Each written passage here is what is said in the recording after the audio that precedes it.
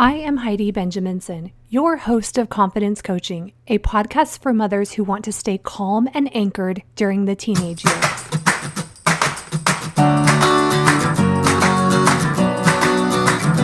Life isn't a spectator sport. Success comes to those who show up every day with a pocket full of courage, grit, and a little sparkle. I'm glad you're here.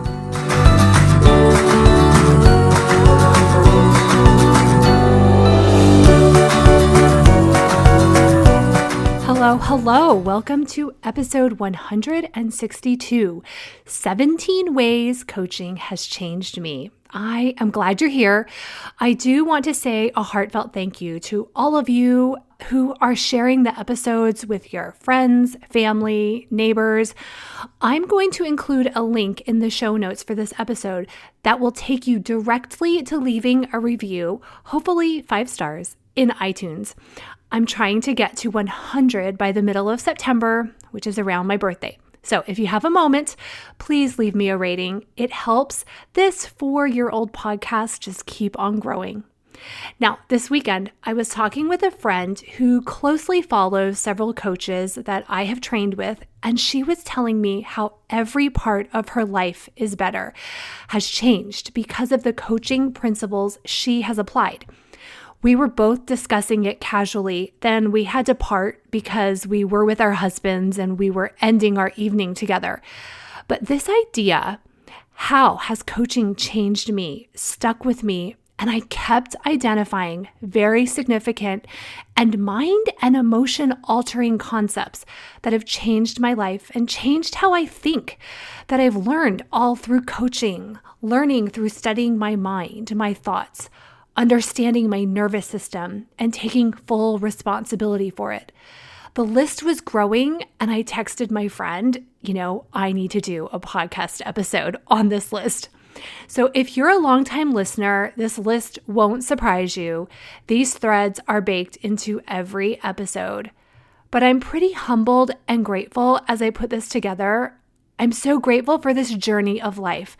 I'm grateful I can coach and guide others to have these exact changes. So here is my list. It is not in any specific order. It's random, but each one is pretty significant to me. Number 1, how I treat others is a reflection of me, not them. Before I understood what creates my actions, that my thoughts and my emotions are the driving forces to the words, be them kind or not kind, to others.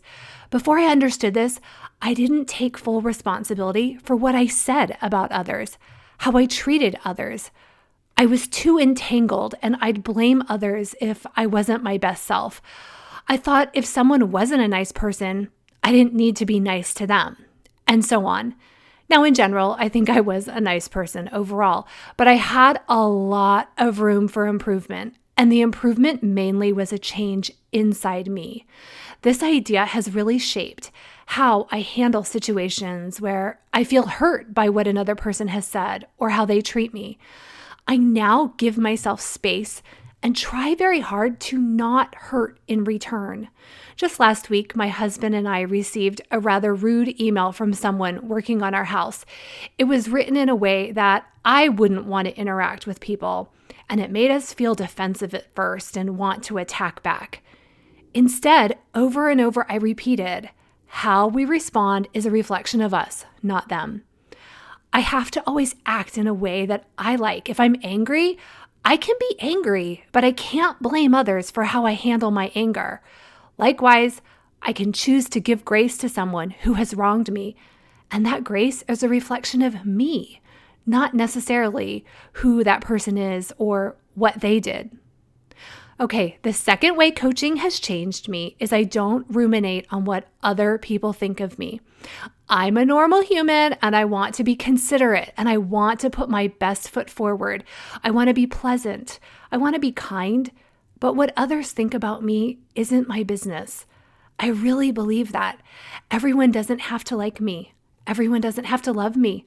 Everyone doesn't need to agree with my teaching tools.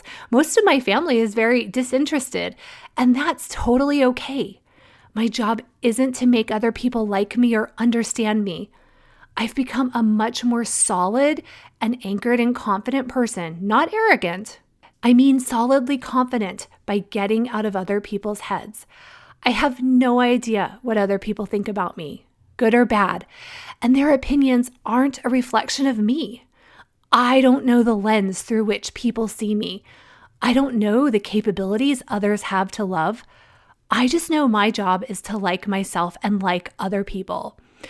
I don't like everyone. I'm allowed to have my opinion, so I give everyone else the same space and respect to have their own opinions. And it doesn't stop who I am going to be and how I'm going to show up. The third thing coaching has changed in me is my belief that worry is not love. That expressed worry is often very damaging to a relationship. Now, I also give myself space to worry because I'm human and I always will have a human brain. But I see and feel such a palpable difference in relationships built on worry and those built on confidence and love. Worry is like a rocking chair. It gives us something to do, but we don't go anywhere.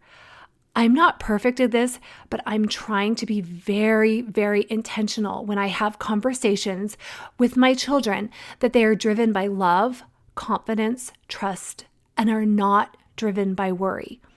I check myself before I have conversations with them. I think about the energy I'm projecting to them, and I work to get worry into the backseat.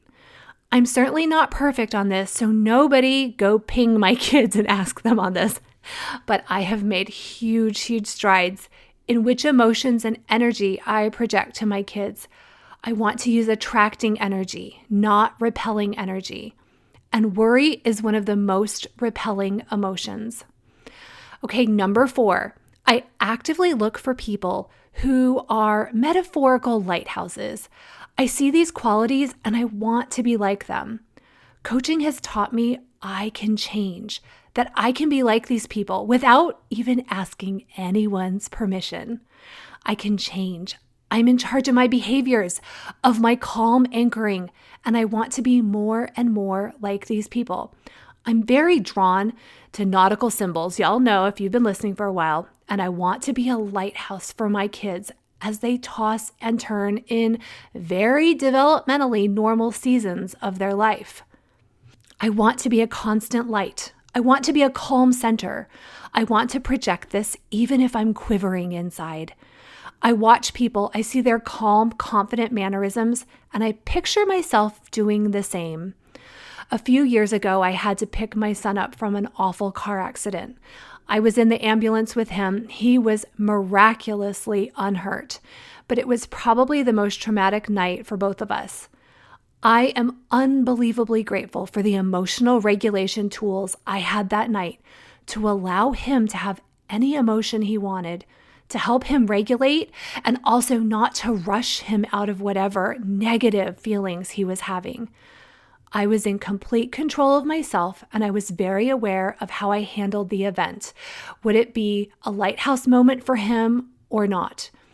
Even as my own insides were tossing and turning, I was purposeful in my words and how I spoke to my son, all of it.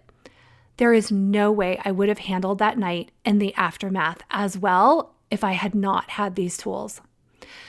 The 5th way I have been changed by my coaching is, okay, wait for it, y'all. I don't need to be right all the time. I don't need to even be right for anyone else. And I don't need to spend any energy proving my rightness to anyone. I don't know if it was nature or nurture. I certainly have been sent cultural messages about what is right and true about me and my life and beliefs and how everything else is wrong and false. And honestly, I seriously hate how that looks to others. I hate how that feels. I don't enjoy being with other people for prolonged periods of time who think they have to be right about everything and need to correct others. And I used to be that way. I think of needing to be right as putting blinders on, and it blocks out seeing other truths, getting more information. I also think of it as my mind gripping very tight to an I am right rod. I've learned to loosen my mental grip and frankly, to be a nicer human to be around. by knowing how to question my thoughts, by asking myself over and over, what assumptions am I making? Where could I be wrong on what I'm thinking? Do I like how I show up when I think I'm right about this thing? Each question loosens my grip and softens my emotional resolve, and often I learn there was more information that could inform my opinions. Now, truth be told, I still Google almost all the facts that come out of my husband's mouth because I don't trust his interesting facts. But the difference is I keep to myself anything I learn. I know there is no I am right trophy that I'm ever going to earn in this life. No awards are being given out. And in fact, if they are, I want the award for acting and being an understanding and interesting person rather than being right. That means more to me now. Number 6 is similar to number 5. I don't get to decide what is right, quote, right, for another person. I swam in judgment water, judgment I didn't even realize was there. I'm still trying to pull myself out of some of it. I get to decide what is right for me right at that time, because what is right changes as we grow and we learn more. But I don't get to decide what is right for someone else who has very different life circumstances, someone else who knows the potholes in their lane. It just isn't my place to have an opinion. A couple years ago, a friend was sharing that her marriage was on the rocks and divorce was on the table. She knows I like her and her husband. They're both very good people. I told her then, I don't have an opinion now on what's right for you, and I won't have an opinion in the future if your marriage continues or doesn't. It isn't my place to have an opinion. My job is to love both of you and support you in the ways that you need support. Judgment is repelling and shakes salt into already gaping holes. Judgment reeks of superiority, and I hate how I feel and show up filled with a sense of I'm better or my beliefs are better. I can choose what's best for me, and I get to release judgment of what is best for others.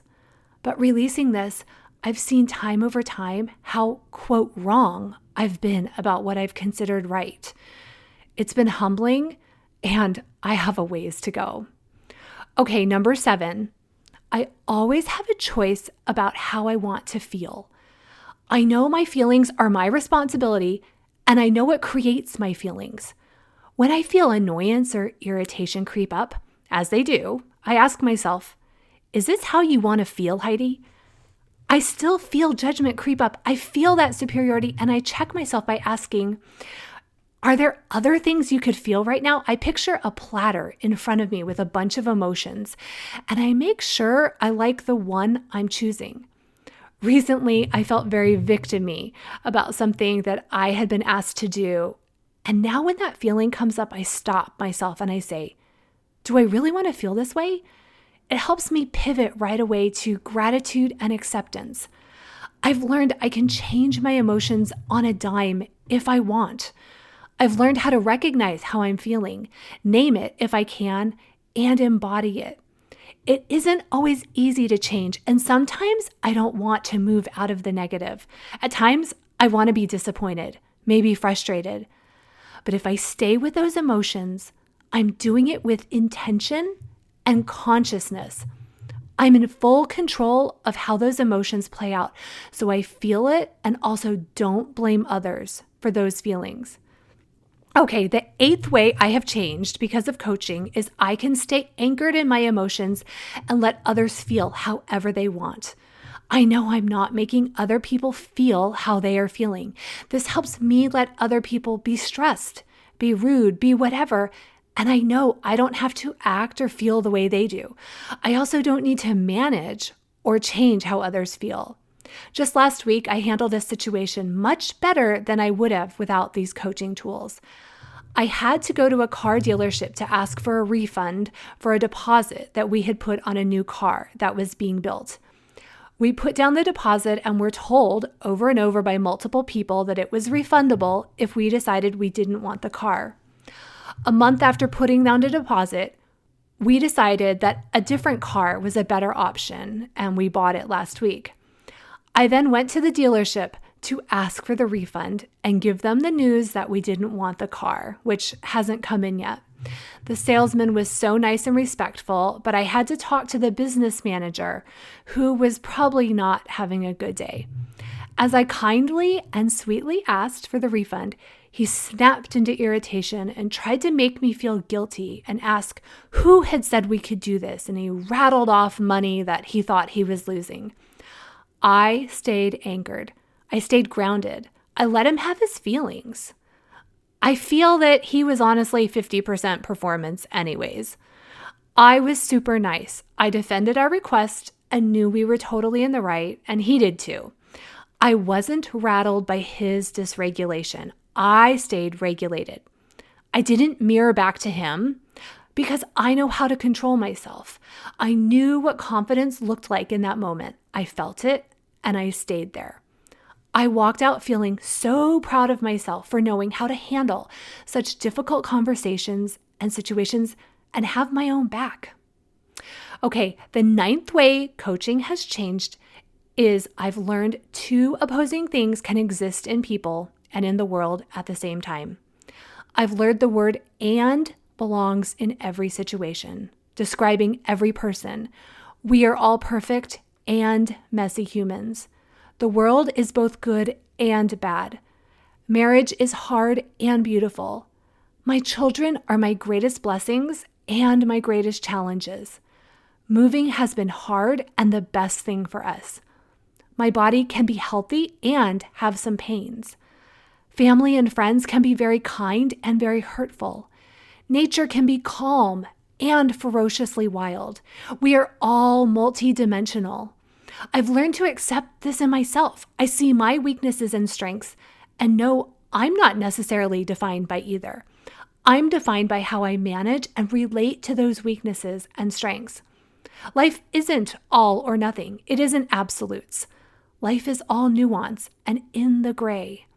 Accepting this and including the word "and" in any description has allowed me to relate to myself, to others, and the world in a much more accepting and compassionate way, and in a way that I think is true reality. Okay, number 10, I've learned I do not need to change, shrink, or be different, make myself small because of someone else's insecurities. I've set down the bags I've sometimes carried if I've been too big or too much, too pink or too whatever. I talk about this in episode 60, the analogy that other people's feelings are like baggage going around the belt at an airport, and we have to look carefully at which heavy bags are ours to carry. If someone perceives my light is too much for them, I don't need to carry that opinion of theirs or change myself. I have my own insecurities I need to carry around, and I'm just not going to carry those of anyone else. I'll always be considerate, but no longer responsible or will dim my light. My job is to be me in the best way and hopefully let my light brighten others. I've learned shade is often the perception of the other person. My responsibility is to make sure I am a brighter person and lit by the light of people around me. Okay, number 11, and this piggybacks off of 10 a bit. I've learned I cannot be sad enough to make another person happy. I cannot be poor enough to make another poor person rich. I cannot be hurt enough to heal another hurt person. If I have low self-esteem and I'm super self-critical, I'm not helping other people feel better about themselves. I want to be considerate and compassionate, but dialing down my life has no effect on anyone else. I can be happy. I can think great things about myself. I can achieve. I can support myself. I can do all of these things, and I'm not taking away from any positive in the world available to anyone else. Compliments, kindness, goodness, money, love, grace. All of it exists in extreme abundance. There is no end to it. Giving a compliment to someone doesn't take away from the goodness available to others in the room. We project confidence to everyone when we can give a compliment to one person and not need to bolster or validate the others in the room. This projects that others are mature and confident enough to validate themselves and they have the capacity to shine a light on others. Okay, number 12. We're going to 17, y'all, my lucky number, so hang in there. These are all good. I could have done more, but I'm going to stop at 17. Number 12. Coaching has changed me so that I know my children's choices are not a reflection of my worth, of me as a mother. I have separated who I am as a mother and who they are as individuals. They are all fantastic, and they don't need to go into their own hard adulthood carrying the burdens of my value and self-esteem on their backs. That's my job, not theirs. My job is to love them, project confidence, support them, step back from controlling. Since control isn't love or confidence. Controlling projects insecurity. I want to project confidence they can learn the way we have learned as parents. I want them to know they don't need to be perfect. I know I have to have my own back and validate myself. More than anything in the world, I've wanted to be a good mom. There's a reason most mothers have that title and role listed on their tombstone. It does mean the world to me. And coaching has helped me separate me from my children.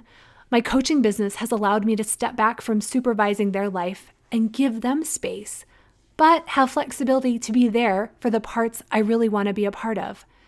They deserve a mom who knows she is separate from them.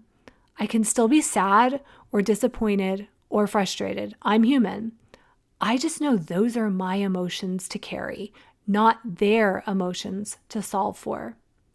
Number 13, and this is similar to 12, I know where I begin and end as a person, and I know where others begin and end. I know whatever overlap there is in our channel of influence, and I've learned to untangle even as people maybe still want to be tangled. I know how to say no, and I know it isn't my job to please other people, even if they want me to do things to take care of their emotions. I get to allow others to want this and at the same time be true to myself and not do things that have a cost to who I am. I get to let other people misunderstand me. I also get to ask and request and let others say no to me.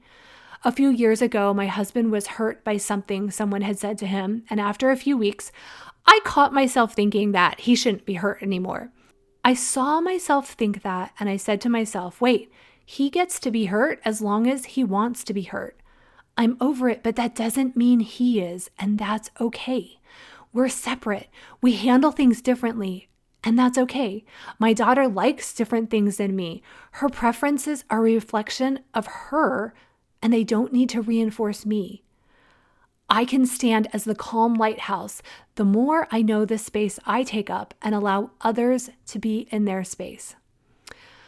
Okay, number 14. Because of coaching, I can sit in uncomfortable emotions, even negative emotions, and not sabotage myself or numb my emotions in ways that are going to create more negativity.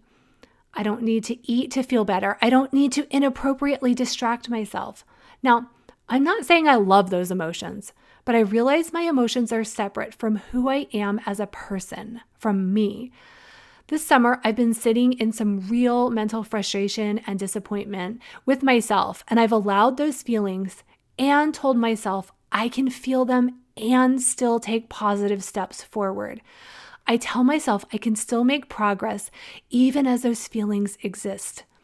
It's a way to see those emotions, honor them, put them in the backseat, and let determination and commitment drive my car. Like being in the car dealership, asking for the refund. I can do it knowing it's just a feeling and I need to get to the other side of it. And I can picture who I want to be, how I want to act, the highest version of myself, taking action despite the discomfort. It's a game changer knowing uncomfortable feelings don't need to be solved or fixed in me or others. Number 15, coaching has taught me I am more like everyone else. Yeah, even the crummy, messy other humans than I previously thought. I learned from Pema Chodron to put on the end of every sentence criticizing others the phrase, just like me, and really sit and identify how it's true. Not in a self-criticizing way, but in a way to see my common humanity, as Dr. Kristen Neff would say. When others are rude and in a rush, I can catch myself thinking, oh, they're rude. Then I say, just like me. I've been rude in my life. I can be understanding of someone in a rush. My daughter has been begging me for something and she was driving me crazy. I felt my blood pressure increasing. Then I told myself, she wants this thing just like me. She's begging for something just like I did at her age. My kids make mistakes just like me. They seemingly take advantage just like me. I might not be invited to an outing just like I don't invite the whole world. People feel offended just like me. Seeing the commonalities we all have has changed how I think about others. It has changed how I talk about people. It has changed how I relate to myself and relate to others. We're all just really trying our best, despite how messy it looks. I'm not perfect at it, but I choose compassion and grace much more than judgment now. Number 16, I've learned life really exists in the realm of trust, uncertainty, and faith. And I've learned those emotions don't feel great. They feel uncomfortable. My brain, like yours, wants certainty. It doesn't want faith. My brain wants to know how this is all going to turn out. I have already created an ending in my mind that is wonderful. But when I come back to reality, I'm back to trusting others, trusting God, trusting the universe, trusting the energy I'm putting into the world, sitting with a lot of uncertainty and choosing faith when doubt might seem more reasonable.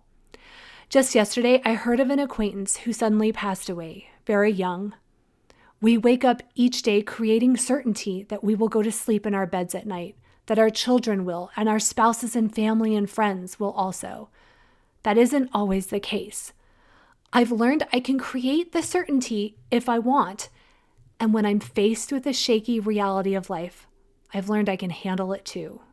I'm strong enough. Number 17, this is probably one of the most important ways I have changed and something I believe so strongly. I believe it's absolutely critical that we never, ever, ever give away our own personal authority over what we think, over what we believe. I always get to choose what I think, even if ideas are presented as universal truths to me. I don't allow others to tell me what to think. I get to decide what I like and don't like. I get to honor my own physical and mental and spiritual capacity to think and believe what I want. And I don't need to express or tell others what those things are necessarily. I can be quiet in my head with my beliefs if I want. Keeping our personal mental authority invites personal responsibility. Some people want to be told what to think because they release responsibility for being right or wrong. This goes against free agency and allowing grace to strengthen and perfect us. It could be the piece of me that pushes back a bit against authority. I absolutely do recognize authority in parts of my life, in the world. We need people with authority. But no one gets authority over my thoughts and my beliefs, period. And I always retain the authority to change my mind. I've got a podcast coming about that. I'm going to leave this episode with this. If you're a longtime listener, I'd love to hear even one concept that has resonated with you and has anchored you emotionally or helped you show up in the way you want to. Many of you have reached out over the years, and it means a lot to me. And before I go, I just want to say that all of these changes are available to you. There is nothing special about me. If you recognize you're the agent in charge of your growth and you're willing to take responsibility for these changes, it is possible. I am special because I can see how all of this connects, can ask the right questions, and can teach you how to manage your mind, your emotions, and your lane to make it possible. I know it's possible. That's it for this week. If you would like to be less anxious, less filled with worry, and more emotionally confident, sign up for a free consult call at HeidiBenjaminson.com or DM me on social media. A confident mother is the greatest gift to her family, not a perfect mother. Our families want us to feel confident, anchored, and calm. I can help you uncover this version of yourself. Have a great week.